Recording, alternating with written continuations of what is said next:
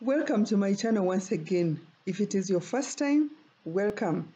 Please subscribe, like, and give me a comment in the comment section regarding this topic.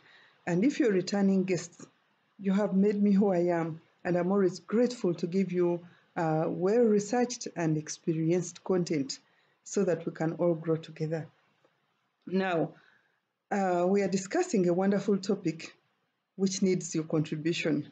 I share with me your experience. I want to know how you went through it. I want to know how your friend went through it.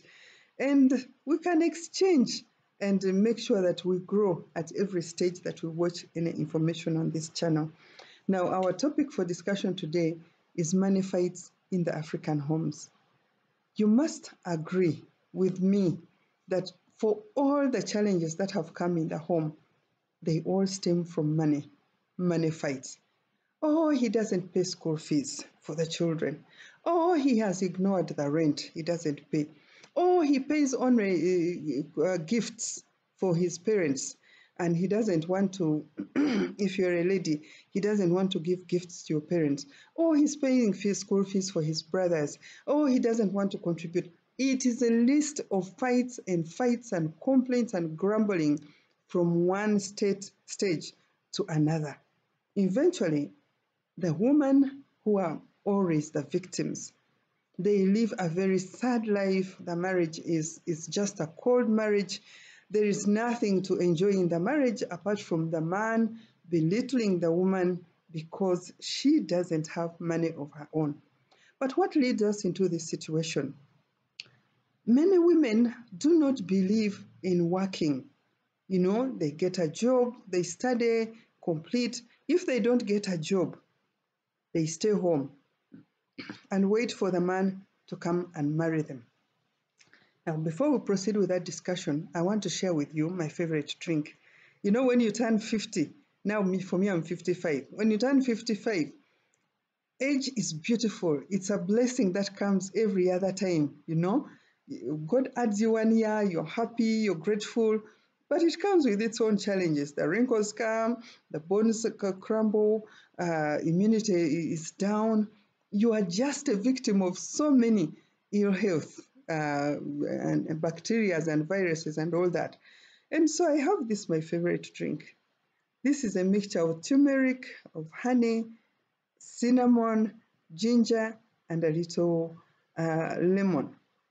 Now, all those ingredients that I've mentioned, they are antiviral, they are antifungal, they have so many qualities that will prevent allergies, that will protect you from arthritis, that will protect you from. Actually, I even have it in a mix. It's a honey. Someone mixed it for me. It's the honey blend. Okay, it prevents allergies, arthritis, allergic cough, gout, and it boosts your immunity. And okay, it has honey, ginger, and cinnamon. So you can add in turmeric, can add in a little black pepper, and something else. For those who take dawa tea, this is the combo that they use, plus adding some other things. And so get yourself one. Keep healthy, keep beautiful. You don't want to be looking very old when actually God has put things for us to repair our bodies. Back to our topic. Okay, you're newly married in this home. You probably don't have a job yet, or you are not educated, and so there is no office job that you can do. But that shouldn't even stop you from working, because apart from having an office job, you can do business. You can do business. The person who makes this, I go and I buy it from her because she mixes it and she has a lot of money. Okay? And so you are not working as yet, you're looking for a job, or you just sat there, you were waiting for your savior, who is your husband. You can't find a job, so you're waiting for your husband to marry you and take care of you. Or he marries you and he tells you he doesn't want you to work. And so you sit home. Now, guess what? When you sit home, this husband is not going to sit home and mourn with you because you don't have money. He will buy the food in the house. He will buy everything. He will do this and the other. But you're going to have to hustle. Now, when your mother wants something small, when your mother needs a gift for Christmas, you still have to ask from him. When your sister needs top up for school fees, you still have to go to the husband and ask. Now, our men in Africa, they have become something else.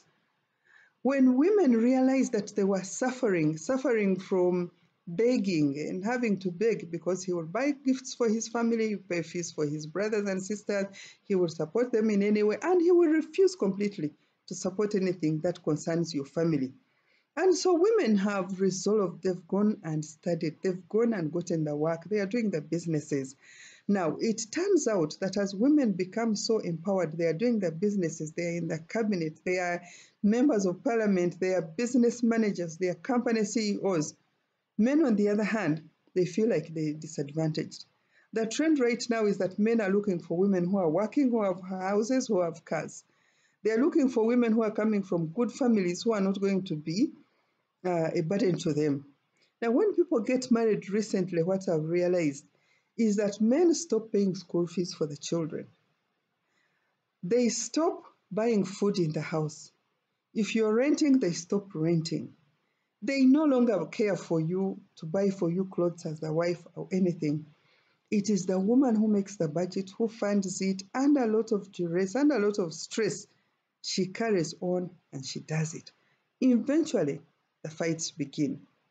I know of one lady who said when the man stopped paying the bills, when he stopped doing things he's supposed to do, she cooks so early, her and the children eat. After they've finished eating, she cleans the saucepan, and the man comes and finds a clean house, no food, nothing. And so eventually the man started coming with some food in the house, and because he was dying of hunger. Now, let me tell you where it originates from, according to my views. This illness of men leaving the bills to the women, they come from a foundation where the woman is so kind right from the dating point. If the man says, I don't have money, she volunteers and gives him money. If the child has come, instead of sitting down and discussing with the father of this child, she throws a tantrum. Oh, you think I can't afford to look after this child? You start buying things for yourself. You exclude the father of this child, or maybe the quality they are buying is not. My sister, allow the man to buy what he can afford. Because if you don't, you are going to pay the bills until you start grumbling. They send a child from school, and the man says he doesn't have money. You grumble, you fight, quarrel a little bit, you go and pay the school fees. There is need for something to do in the house. Madam Champion, you're always jumping on the, because you're newly married, you want to impress. You're jumping on the, to the electricians. You are the one fixing electricity. You're fixing the water. You're fixing. Madam Fixer, when you fix it when you're starting, it is going to become a rule in that home that you'll be fixing, you'll be paying the bills. What should you do as a woman? Learn to know that you're only a helper. When the child comes from school, tell this child in front of the father that I am so sure daddy will look for the money and pay. Now you're jumping to pay the money. You don't give him the opportunity. Why don't you let this child sit at home and have the opportunity of asking the father to give him money to go to school? No wonder these days after children graduate, even when the father has paid, they're like, oh, I'm grateful to mommy. I thank God for mommy. I attribute this degree for mommy. Allow the children to connect with their father. If she or he is seated at home and the money is not coming, and you've told this child that she's supposed to ask the father when they will pay, the father will pay. Even if the child stays at home for 2-3 days, it is okay. It is you who is panicking and the father is quiet. Allow him to look for the money and pay at the right time. Allow the husband to take care of the home. When you show up all the time, eventually you disarm him, more especially if you have too much money. You disarm him and he's no longer the man. He doesn't have the confidence of doing things the way he should be doing them. And so the fights, you start building houses which are hidden. Now, when you build a house which is hidden, when you die in a car accident, if you die in your sleep, if you die unceremoniously, guess what? Your friends, your relatives, your other will take those properties, and your children will never benefit from them. It is okay to build your house as if he is not caring, to build the house and say, I am building this house. It is putting money for there, but it is going to be for the children right from the start. So don't hide. He can get angry. Eventually, he will overcome it. But let him know. Let him know that that house is for the children, and let the money go to a specific account for the children, because there are some men who don't want to work. So are you going to sit down and suffer with them because they don't want to work? No, but let them know. In case of any eventuality, your children should be able to benefit. Okay? So fights come from women who don't want to work and they want money. Women who want to do everything at the beginning, and eventually they feel overwhelmed, and by the time they want the man to start taking their charge, the man has already given up. Women who do things and they hide. You have your money, you don't want the money to be known, you want the man to do everything, you want him to buy food, you want him to buy you clothes, you want him to take care of the children. Even when you're working, I guarantee you, he's going to withdraw. So what should we do? Sit down and discuss your bill. Whatever you need to do in the house, your priorities, let them be listed. When they are listed and they are pressed in your focal point, in your bedroom, in your sitting room, pray over them.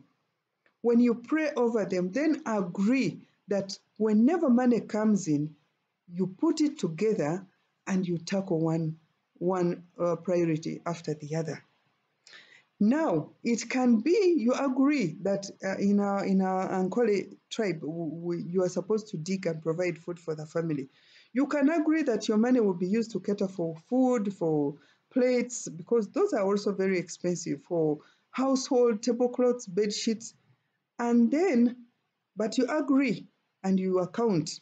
Then the man, his money will be used to pay school fees, will be used to pay for investment, and whatever both of you save, put it for a separate account. Now, the reason why in Africa we fight so much because we don't have priorities. It's a woman who budgets and then demands money from the man, and then it's the man who pays the bill until he's tired. And then it is these other people that come in, other people that come in, our relatives who want fees, basically it is fees, and our old parents who need medical care. And for the ladies, I would say, in my case, I allowed my husband to educate these children right before, as we were getting married. I didn't even afford a maternity dress. I didn't even afford expensive children's clothes and all that. But I knew once they are paid school fees for, my children will not be going behind to pay for anyone. In fact, when the uncles and aunties are all okay, my own children will be respected by their aunties and uncles, and they will be supported in the event that there is need for them to be supported. And so, my ladies, you have seen where the fights come from. I beg you, my sisters, avoid those fights. Avoid being Madam Champion, Madam Fixer, Madam Do It All, Madam Know It All. Because 3-4 months in the marriage, you'll be tired, you cannot proceed. Allow the man to be a man and allow him to explore ways of funding the budget of his home. Allow the children to know that their dad is a champion. Whether he has money now, whether he has money tomorrow, they can be patient, they can wait until he is able to pay their bills and to get them back to school. I thank you so much. As you appreciate, kindly subscribe, kindly like, share this video, and let's meet another time. Bye-bye for now.